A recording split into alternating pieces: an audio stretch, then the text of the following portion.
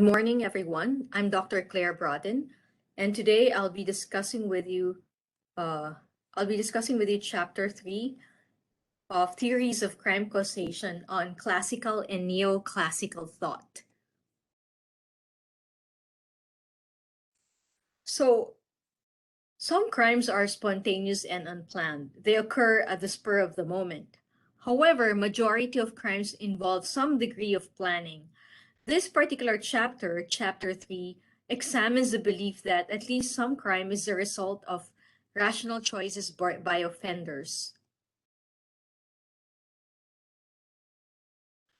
Some of the key principles of classical and neoclassical criminology are that, number one, human beings are fundamentally rational, and most human behavior results from free will coupled with rational choice. Number two, pain and pleasure are two central determining factors of human behavior. Three, punishment serves to deter law violators and serves as an example to others who might contemplate violating the law. 4. The principles of right and wrong are inherent in our nature and cannot be denied. 5. Society exists to provide benefits to individuals that they would not receive living in isolation. Number 6. When people band together for the protection offered by society, they forfeit some of their personal freedoms in order to enjoy the benefits of living among others cooperatively. Seventh, certain key rights of the individual are necessary to the enjoyment of life, and governments that restrict and prohibit the exercise of those rights should be disbanded. And last, crime lessens the quality of the contractual bond that exists between individuals and their society.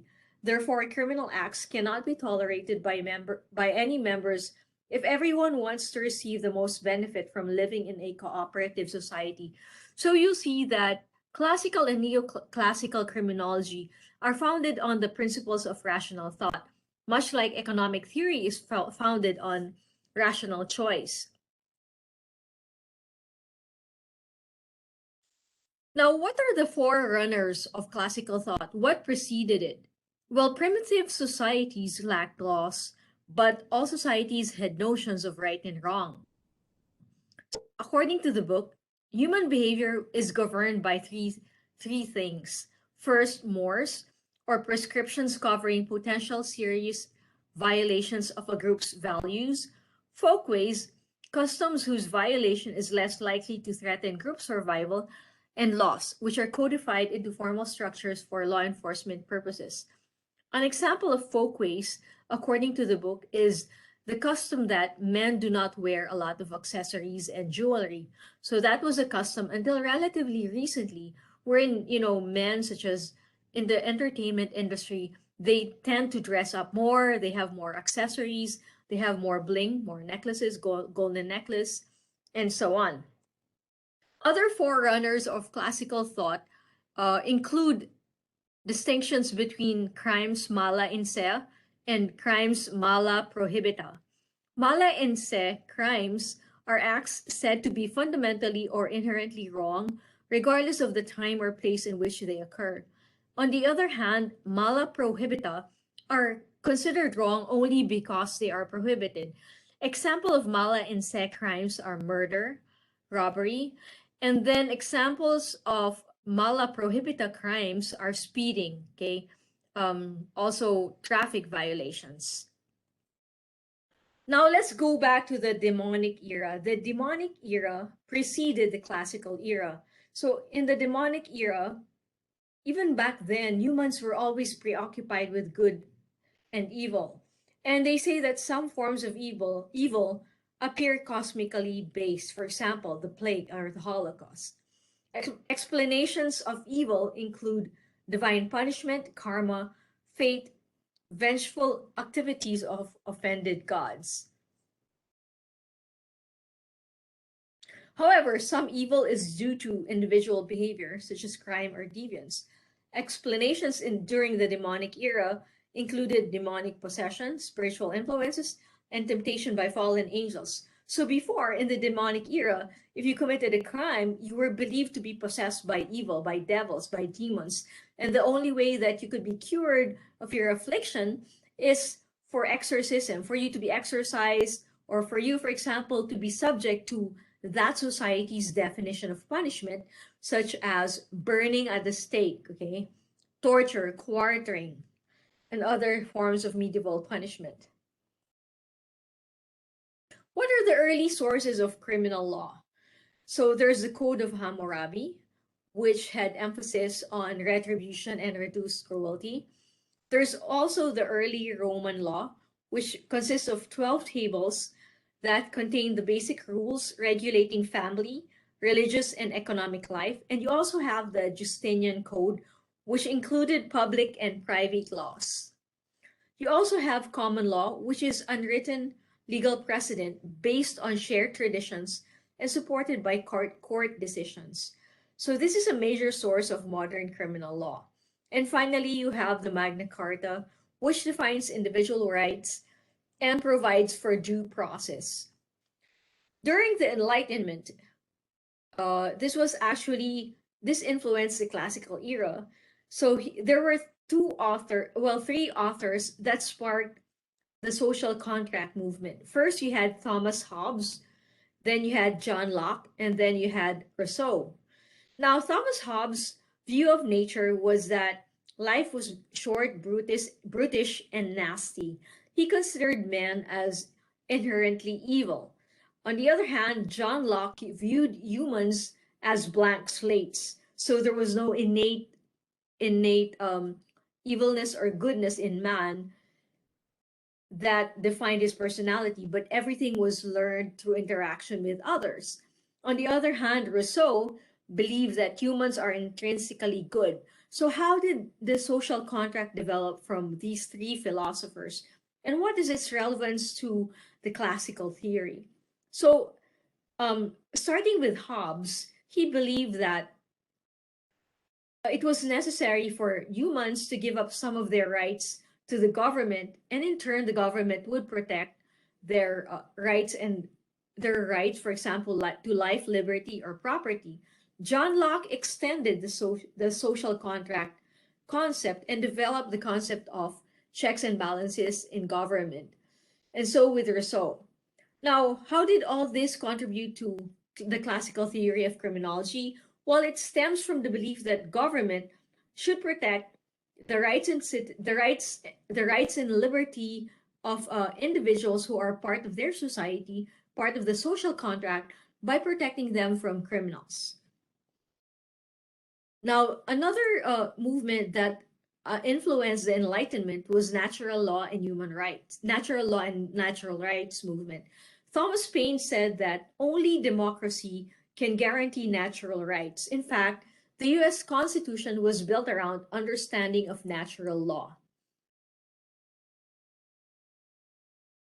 The classical school during the Enlightenment led to the view that humans are self-determining entities with freedom of choice. So here there was an emphasis on free will and rational thought, and these two form the basis for human activity. And the classical theory of criminology believes that crime resulted from the exercise of free will. The father of criminology is Cesar Beccaria. He wrote the essay on crimes and punishments. So what was his philosophy of punishment? He said that the purpose of punishment should be deterrence and not retribution. So the aim should be to prevent people from committing crime, or preventing that offender from recidivating or repeating the same offense. For him, punishment should be swift, certain, and severe. In order to be effective in its purpose of deterrence, it must be swift, meaning that it should be implemented and imposed immediately after the crime. It should be certain, meaning that there's a likelihood, like 100% likelihood, that if you commit the crime, you will do the time, you will be punished. And he also believed that the punishment should only be severe enough to outweigh the personal benefits derived from the crime. He was opposed to capital punishment except for serious crimes against the state. He was also opposed to torture of suspects. The essay influenced framers of the US Constitution as well as many European leaders. Another philosopher of the classical school was Jeremy Bentham. He wrote the introduction to the principles of moral legislation. So he coined the concept of hedonistic calculus or utilitarianism. And he basically explained it as the need for people to act to maximize pleasure and minimize pain. Therefore, the pain from punishment must exceed the pleasure from crime. He also proposed the creation of a centralized police force focused on crime prevention and control.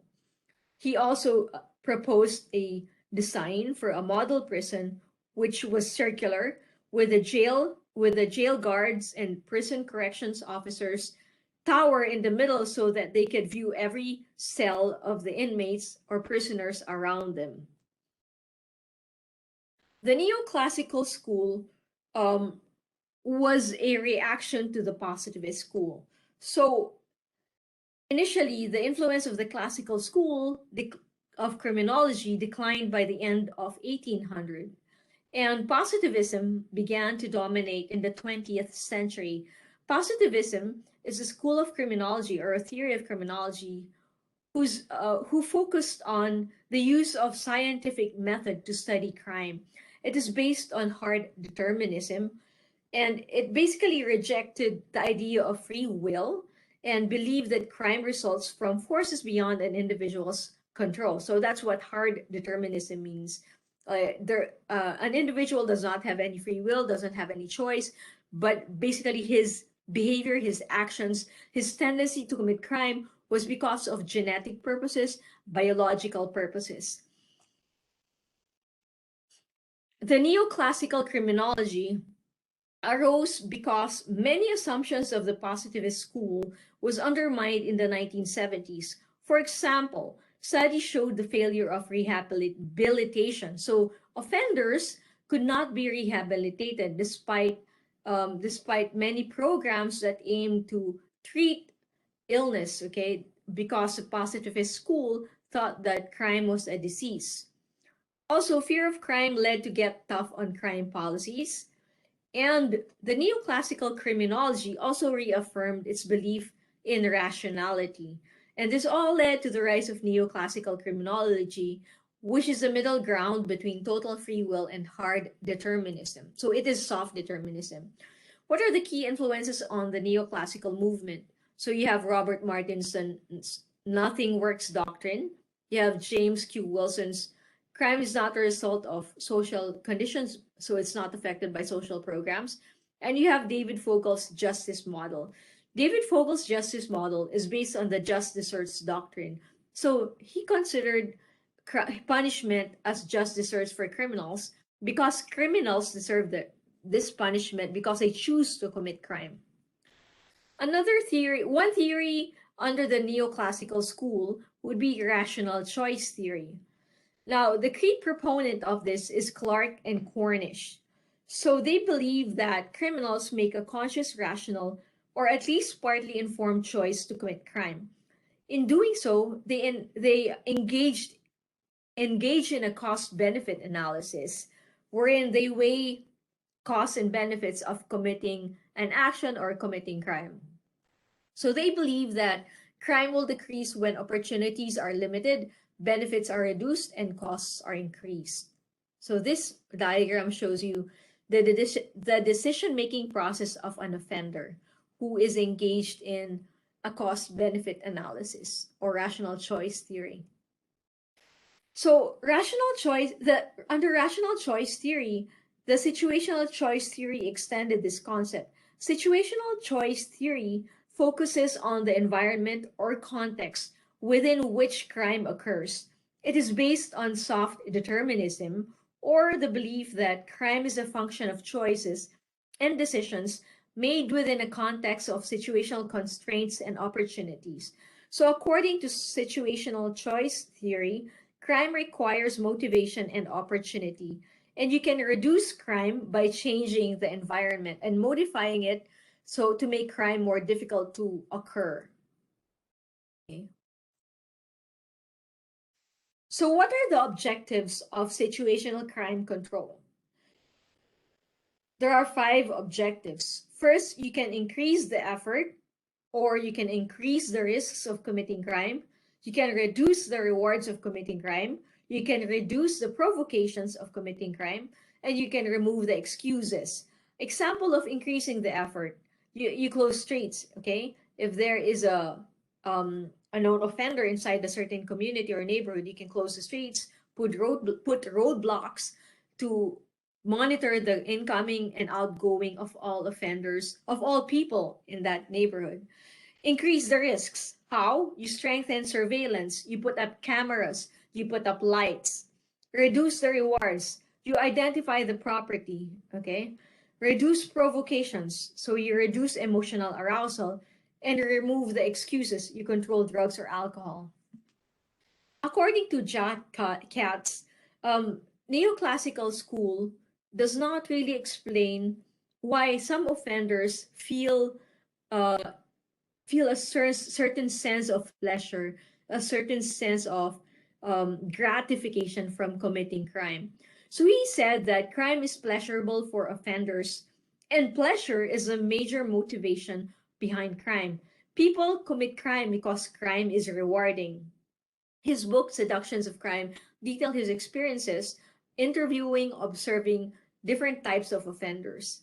So, according to Jack Katz, criminologists need to focus on situational factors that directly precipitate crime and reflect crime's sensuality. So, what are some policies based on situational crime control? You'll see that situational crime prevention shifts the focus away from the offender and onto the context in which crime occurs. There should be an emphasis on reducing opportunities for crime, and there should be a focus on context of crime as an alternative to traditional offender-based crime prevention policies. What are some critiques of rational choice theory? First, there is an emphasis or overemphasis on individual choice and disregard for the social factors in crime causation. And that is where sociological theories of crime would be a better explanation of social factors. Number 2, it assumes that everyone is equally capable of making rational decisions. However, offenders may not be acting rationally. For example, if they're under the influence of drugs or under the influence of alcohol. So they do not really weigh the costs and benefits of committing crime. Third, it does not consider the issue of fear, only risk. And fourth, displacement may occur as a result of situational crime prevention strategies. So if policymakers focus on one area that is a hot spot for crime, offenders in that area may decide to move to another area which is not as heavily surveilled. Now, punishment and the neoclassical thought. The classical school emphasized deterrence as a primary purpose of punishment. The neoclassical view adds retribution. So, an eye for an eye and a tooth for a tooth. Someone who chooses to violate the law deserves to be punished, and criminals must be punished to curtail future crime. What is just deserts? Just deserts model of sentencing um, presupposes that offenders deserve the punishment they receive, and punishments should be appropriate to type and severity of crime. Also, justice is what the individual deserves when all circumstances are considered. Let's look at this concept of deterrence. There are 2 types of deterrence, specific and general. Specific deterrence seeks to prevent the offender from engaging in repeat criminality. General deterrence seeks to prevent others from committing similar crimes. For punishment to deter, it must be swift, certain, and sufficiently severe. However, high recidivism rates suggest that specific deterrence does not work. This is a crime funnel. You'll see that although many felonies are committed annually, only a few are actually subject and processed within the criminal justice system, and only a fraction of these crimes are are cases where the offenders are sent to prison. Capital punishment includes concept of deterrence, retribution, and just desserts. There is considerable agreement over the efficacy of death as a criminal sanction, and much research has been conducted into the efficacy and fairness of capital punishment. So let's look at capital punishment and race.